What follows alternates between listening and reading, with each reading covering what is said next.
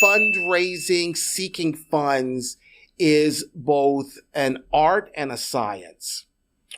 And the tendency is for folks that are looking for money that they just go out and ask anyone and everybody, for funding without fully understanding who they're asking funding from. Mm-hmm. And so if I were out there fundraising, I would be very, very focused on organizations, foundations, and entities that align with the work that I'm doing.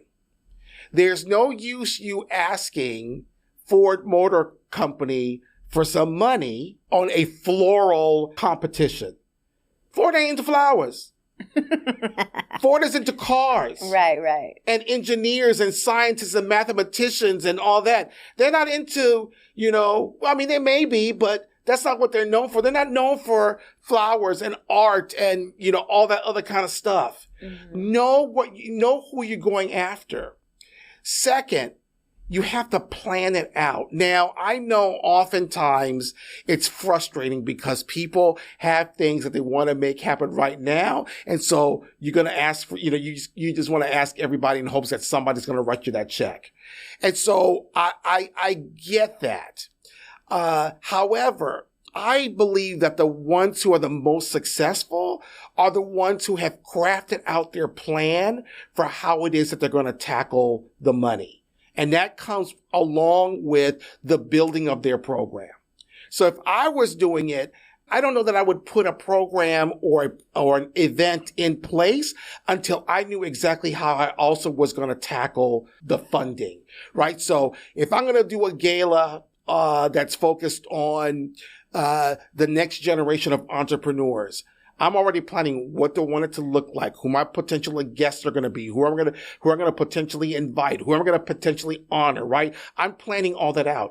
In the same vein, I should be planning out who am I going after for the money, right? And be ready so that when I'm ready to execute this thing, I've already started my plan for going after those dollars. The other thing that I would say, last thing I would say is, you got to hunt instead of fish. And so what I mean by that is when a fisherman goes out there, he or she just casts their net and drags in and hope that something's in there that's worth having. A hunter knows specifically what he or she or they are going after. If they want a lion, they're going after that lion. They're not looking for antelope. They're not looking for, a boar. They're not looking for a rabbit. They're not looking for anything else. It might come by their way, but they're not going to shoot that because they're out here shooting for a lion. Know who you are going after and why. I am on one end the one who a lot of times gives, find ways to give money. But I also spend some time raising money for different organizations, different nonprofits that I work with, et cetera. And I am very intentional and targeted how I go after that money. So let's talk about that thought process, right? So, first of all, let's do the key takeaways. Research, know what the organization is already supporting, know what they care about, know what their values are, and making sure that there's actual connections there. Yes. It'll help you sell the story better and also not waste anybody's time, including your own.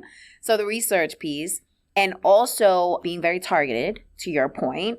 You're not a fisherman or woman, you're a hunter. So be specific and intentional about that. And then to your point about the thought process of building out, who is your list? So where do you start when you're building out your list?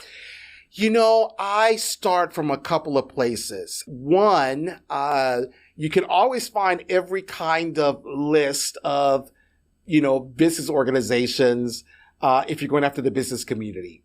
Hey, look, you got a Fortune 500 list. Fortune 500 list is easy to find. It's public. It's public information. And then I just go to their websites. Their websites will always tell you what they're into.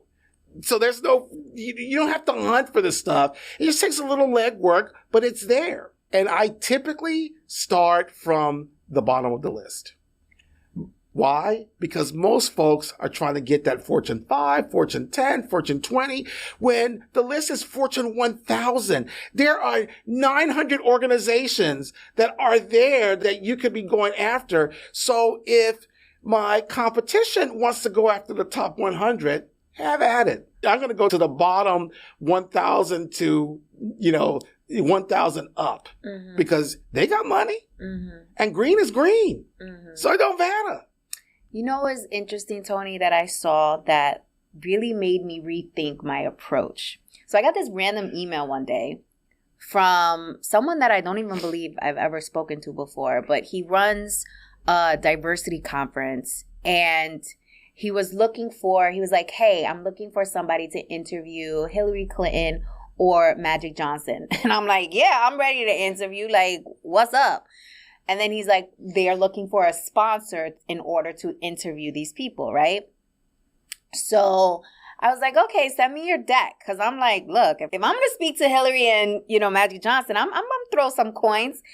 This man sent me his deck, Tony. And his lowest level was $100,000. His lowest level. And I thought to myself, wow, am I playing too small? Like, how I'm out here asking people for 5,000, 10,000, 15,000, 20,000. This dude is asking people for $100K start.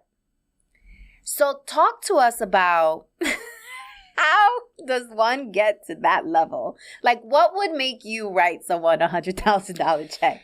Well, everybody, again, you've got to understand where everyone is coming from and what they are doing. Everybody has a priority. For me, priority is always going to be impact. Am I truly making a difference? Not to say that having a conversation with Magic isn't going to be impactful, but at the end of the day, I don't know that it's going to be enough of an impact for me that is going to change the lives of the people that I'm trying to touch. I'm always going to be focused on things that actually touch the communities that I'm trying to serve, like really touch them, right? I live the whole motto of helping people save money so they can live better. And so me, it's, am I investing, and investing it is, am I investing in opportunities that uplift the people that I'm trying to serve? Am I investing in opportunities that are helping the people that I serve save money?